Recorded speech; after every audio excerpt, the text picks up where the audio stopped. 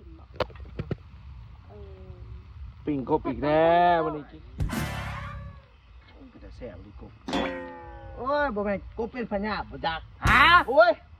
มียังมีอีกป่ะนี่ ว่าอย่ากบเป็นพญาต้องแทกแอมแปร์กันแม่เรา ฮะมึงบ้าวะอีเหี้ยกบมันโมเมนต์ไม่บ้า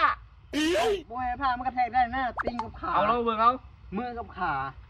คน ถ้า ละ มัน ขา ขึ้นแล้วนี่มันก็ต้องหู้เรื่องว่ามันขึ้นจุดเท่าไหร่ หนัก อ่า เอาขึ้นบ่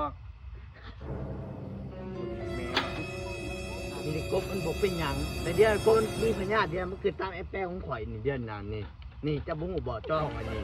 มันมีแอมแปร์ของมันนี่แท้ขึ้นมันก็ขึ้นโลดนี่เห็นป่ะมันบอกไม้หลบมันว่าโอ้ย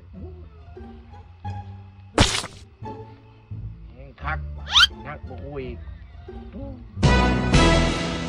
นับเบิ่งเท่ากับก่อนเอ้าแล้ว